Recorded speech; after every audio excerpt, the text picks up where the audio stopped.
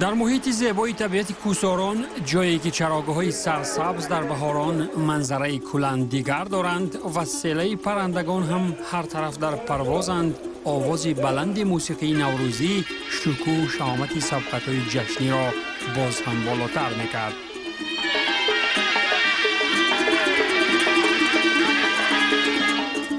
اینجا دهه زیرکی جماعت دهات الماسی شهریسار است که چاره‌بینی ورزشی جشنی اینجا با یک صمیمیت و جالبیت خاصه برپا می‌شوند.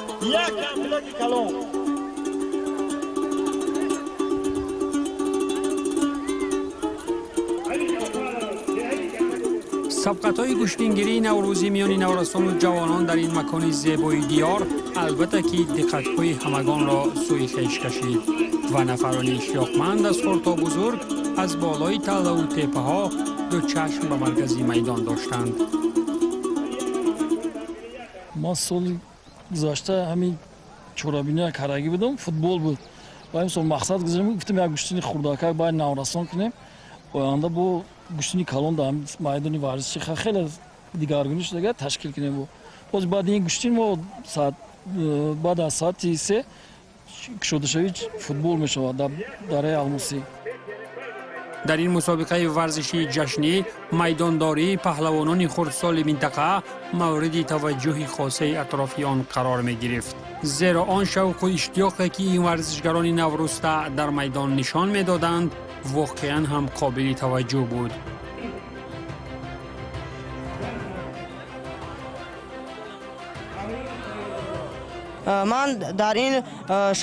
من در این چوره‌بینی که در شهر ایسار گذشته شده است اشتراک کرده بر 4 حریف خود غلبه کردم.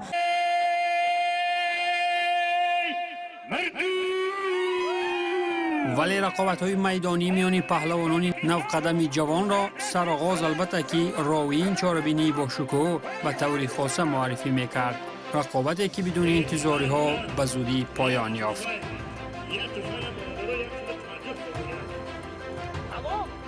این روز در گشتینی دهه زیرکی با 7 رقیب خود گرفتم و 7 رقیب خود را شکست دادم و دیگر هیچ کس همراه من نمیگرد. 6 کس را در این نوروزی مغلوب کردم و در شهر ترسونزاده در آنجا 2 کس را مغلوب کردم که من با دیگر رقیب‌هایم خیلی خوب مبارزه برده شده بودم.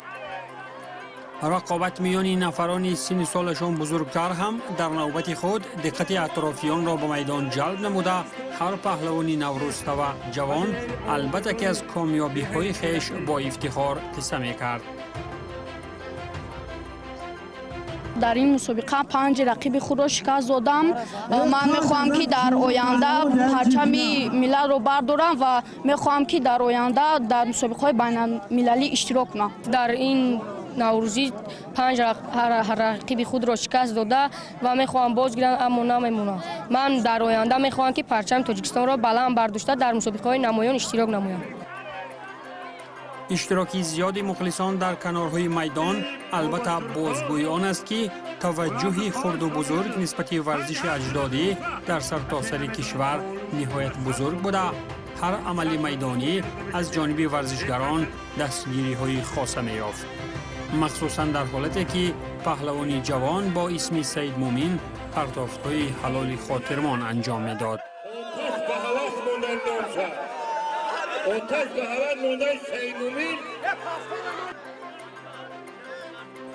این پهلوان در ادامه این مسابقه نیز به راه مظفریت خویش ادامه داده دقت مخلصان هرچی بیشتری را سوی خویش می‌کشید.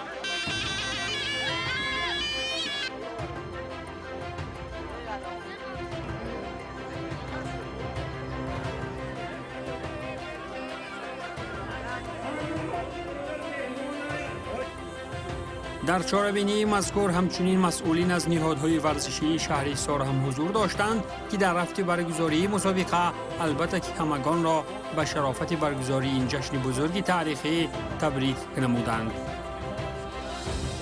امروز باعث افتخار است که در یک فضای متمتع، فضای صلح و آرامش و آسودگی امروز تمام ورزشگران مناطق ҷамоати шаҳри ҳисор дар як фазои мутанатан куштин гирифта истодааст ки имрӯз боиси ифтихор гуфта метавонем ки тамоми варзишгарони шаҳри ҳисор дар як мусобиқае ки имрӯз дар деҳаи зиракӣ рафта истодааст бо навбат куштин гирифта истоданд. бояд ишора намуд ки ҳарчанд ки дар мусобиқаи мазкур бештар паҳлавонони наврӯста майдондорӣ мекарданд, вале аз миёни ҷавонон бештар аз ҳама майдондориҳои Саид Мумин Назиров ба ҳамагон писанд омад. дар мусобиқаи куштингирӣ дар деҳаи зиракӣ иштирок намуда бо ду ҳарфи худ ғолиб омадам ва ягон ҳарфи лайоқатманд бора бо мегирем куштин. ин паҳлавони бо маҳорат ҳарчанд ки дар ҳамаи рақобатҳо талош ба пирӯзӣ дошт, вале дар охирин майдондории хеш танҳо бо натиҷаи мусовӣ аз майдон берун шуд.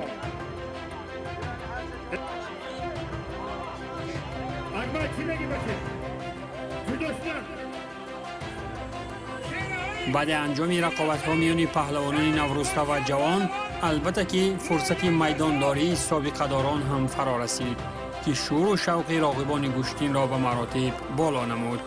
вале ин рақобат ҳарчанд ки аз ҷониби сардовари мусобиқа хурсандмурод турсунзода ба таври тӯлонӣ таърифу тавсиф ҳам шуда бошад, вале дар як муддати кӯтоҳ поён ёфт.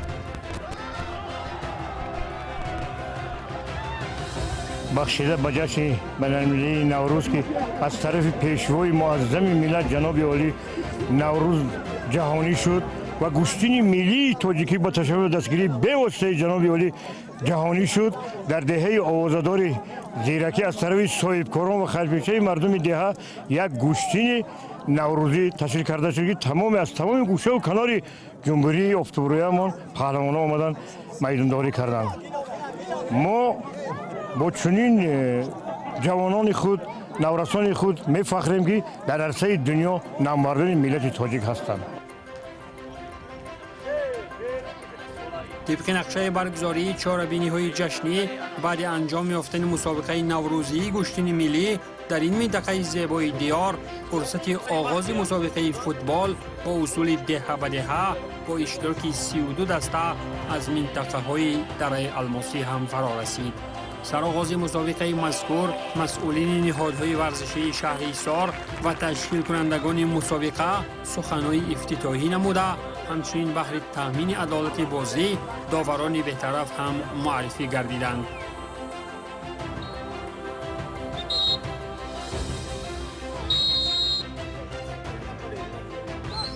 بازی میان دسته‌های زیرکی و گل سرخ چون بازی افتتاحی این مسابقه هر ساله معروف فوتبالی در این منطقه شماره زیادی هواداران ورزشی رقم اول را گرد خویش جمع آورد.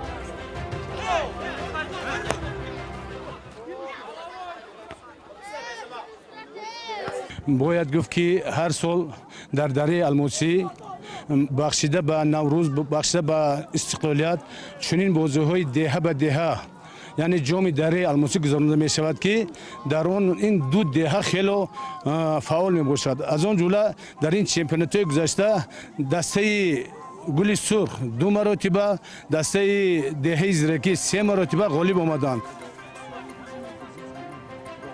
در این رقابت مرکزی روز هرچند که مخلصان زیادی دسته دهه زیرکی با باوری کامل انتظار پیروزی تیم خویش بودند، ولی در رقابت نخست مسابقه بالاخره تیم قوی از دهه گل سرخ با حسابی بزرگی 4-1 بر صاحبان میدان ظفر یافت. منادوری خود را با تشکیل کننده همین چمپیونات میرسونیم که به چمپیونات خوب دسته ما با دسته صاحبای میدان غالب آمده با حساب 4-1. ما امروز کوشش کردیم که بازی رو بریم. یکم در آینده نیت داریم که هم بازی خوب نشان داده با خموده دسته مغلوب کنیم و به فینال برویم. هرچند که روزی نخستی چهاربینی میدانداری ها از روی دو نمود ورزش دایر شده باشند هم، ولی سبقت های فوتبالی با اصول دهه به دهه در دهه زیرکی جماعت دهات الماسی شهر حصار علاقه سال 4 است که برگزار می گردند. تشکیل کردن چنین مسابقه های همیشگی سالم گردانی البته که در ترغیب طرز حیات سالم و عمومی گردانی ورزش در آینده نیز سهمی بارز می‌گذارند.